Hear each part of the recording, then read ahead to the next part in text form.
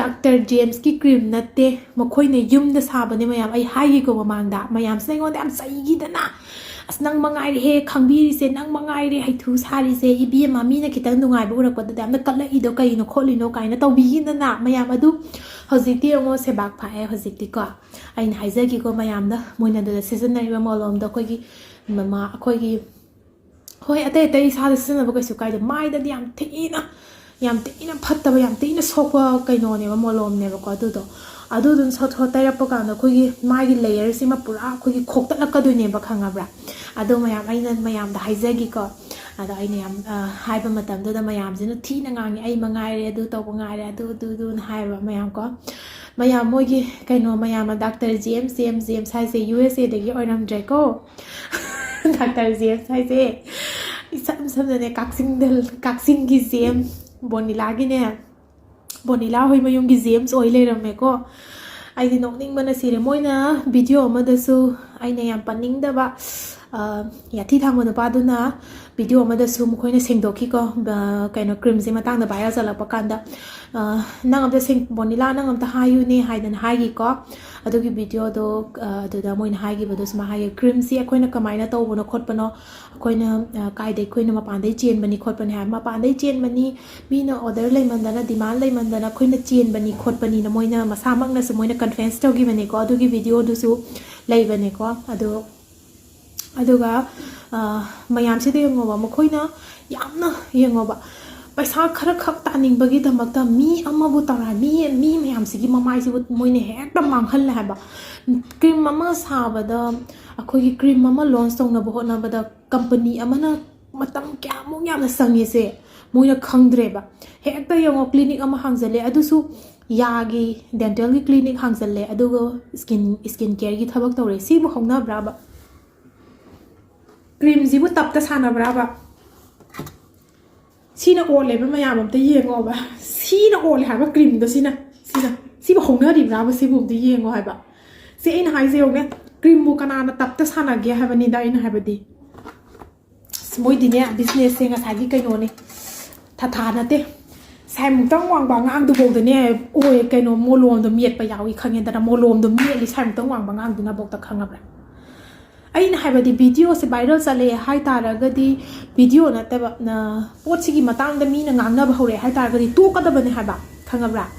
amal laye ba khoi mai tai ma sa ge he na paisa pa ma de he na tausan bada pura so pura se ba phak bada khangabra ado mamang da su hai gi bado hojiki hariba lupsiga moiga wari sanagre aduga wari do loisanagre khoi amon to roi hagi na do na hongna no hoji amu kaino thoble e ko amu sabak phagle e amu viral chatle e ko ado ain haijani made time ta natte madu dai du da akhoi dine mogi cream do tai du budagi ni yam phajari ga khotli ga tawba ma yam do hojik matha saramani oh my god ne moino ji tawram de ji khana ba ai dine hojik ni no mana ni ai dine ga nang dei kala keli ne khanga ba ai di no even ne ba khanga ba khaba do madao mi le ramoy Bonila hello budagi ne ma ani rak sure chop kai ba nang ni se mayam mamang da aina ha ba sum me ko handa ga muk taw re mamang da moi hong ba doctor kai no taw ru bai cake ke no khangde du gi muk so khre da na ado taseng ne ha ra ga di khaba se am thi nai ni yeng ning ba actor ma ne ba khaba se magi attitude magi dialogue mak to hai rasu ngasagi magi leidana magi movement bu hai ro mo bu hai ro yam yening bane ado handak matang si dagi di aise na pankhi khi hal lai tare moina ko pankhi khi hal le sounding e kari ye nang na mang da su yeng lui tung da su yeng lui u ba phang da re to album se si album ai ne yeng ba da ai ne sai ta ba da ne kham bra mayang ma sa ba da ne khang bra isai je ta ri ne ba khang bra yam nungai na nga ta ri sai je ai da ai na pam za ba gi da mak ta ne ado hojik ai pungki khi re mi amana business taw bada aina yengsin bagi wana te niyom sumna business taw mi amagi mamai so on basi ai aduki matik nungai te ai sauningi adugi damak ta aidi namu aina yam thina video do aina ngangi bani adu once mi ma'am na khamnare mi na sai re haraga di to ge na hai ba to ko suna tabi yong hojik ti se bak pa hojik ti kai sare hojik ti loire ko mayam si aina na te mayam aidi nok ning mana si na ha ba aidi ko cream bu kana na tap ta sana ge Sina ga o le have a pim do Sina ga o le have a pim do Sina. Do ꯅꯣꯏꯁꯨ ꯈꯜꯂꯨ ꯍꯥꯏꯕ ꯁꯤꯅꯒ ꯑꯣꯠꯂꯦ ꯍꯥꯏꯕ ꯀ꯭ꯔꯤꯝꯗꯨꯕꯨ cream ꯍꯦꯛꯇ ꯃꯣꯏꯗꯤ ꯍꯦꯛꯇ ꯃꯤꯗꯒꯤ ꯍꯦꯛꯇ ꯏꯁꯦ ꯁꯨꯞꯄꯕꯅꯤꯅ ꯄꯩꯁꯥꯁꯦ ꯇꯞꯇꯥꯏ ꯄꯥꯏꯔꯕꯅꯤꯅ ꯂꯦꯞꯄꯤꯕ ꯁꯅꯥ ꯃꯌꯥꯝ ꯁꯤꯈꯤꯕ ꯁꯅꯥ ꯃꯌꯥꯝ ꯒꯥꯔꯤꯒꯁꯦ ꯑꯇꯥꯡꯕꯒ ꯊꯧꯒꯠꯂꯛꯏꯕ ꯂꯦꯝꯅ ꯆꯥꯕ ꯄꯩꯁꯥꯗꯤ ꯂꯦꯝꯅ ꯃꯥꯡꯕꯅꯤ ꯈꯪꯉꯦꯗꯅ ꯏꯕꯨꯡꯉꯣ ꯏꯕꯦꯝꯃ ꯒ꯭ꯌꯥꯟ ꯇꯥꯎ ꯂꯦꯝꯅ ꯐꯪꯕ ꯄꯩꯁꯥꯗꯤꯅꯦ ꯆꯣꯞꯄ ꯏꯀꯥꯏꯕ ꯌꯥꯝꯅ ꯅꯪꯕꯅꯤ ꯍꯨꯃꯥꯡꯕꯗꯅ ꯇꯥꯟꯕ ꯄꯩꯁꯥꯗꯤꯅꯦ ꯃꯔꯤꯛ ꯑꯃ ꯐꯥꯎꯕ ꯃꯥꯡꯗꯕꯅꯤ ꯁꯤ ꯈꯪꯉꯣ ꯈꯪꯉꯦꯗꯅ ꯑꯩꯅꯅꯦ ꯍꯥꯏꯔꯤꯁꯦ ꯅꯣꯏꯅꯦ ꯃꯨꯟꯅ ꯇꯥꯎ ꯑꯗꯒꯤꯅꯦ ꯑꯩꯅ ꯌꯥꯝ ꯄꯟꯅꯤꯡꯗꯕ ꯃꯤ ꯑꯃꯁꯨ ꯌꯥꯎꯔꯤ ꯀꯛ ꯇꯧꯕ ꯍꯧꯔꯛꯏ ꯍꯧꯖꯤꯛꯇꯗ ꯈꯪꯉꯕ꯭ꯔꯥ ꯃꯗꯨꯅꯦ ꯅꯝꯕꯔ 1 ꯃꯌꯥꯝ ꯂꯣꯏꯁꯤꯟꯖꯔꯒꯦ ꯀ꯭ꯔꯤꯝꯒꯤ ꯋꯥꯐꯝꯁꯦ ꯀꯣ ꯃꯌꯥꯝ ꯂꯣꯏꯁꯤꯟꯖꯔꯦ ꯉꯁꯤꯒꯤꯗꯤ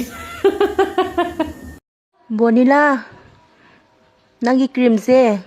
ꯈꯨꯅꯤꯡꯗꯐꯧ ꯆꯥꯟꯅꯗꯦ ꯍꯥꯏꯁꯤꯅꯤ ꯈꯪꯉꯣ ꯈꯨꯅꯤꯡꯗꯐꯧ ꯆꯥꯟꯅꯗꯕ ꯅꯪ ꯀ꯭ꯔꯤꯝꯁꯦ ꯅꯪꯅ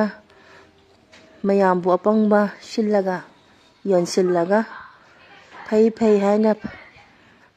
ꯌꯥꯔꯒꯗꯤ ꯄꯩꯁꯥ ꯍꯟꯇꯣꯛꯄꯤꯌꯨ ꯑꯊꯨꯕꯗ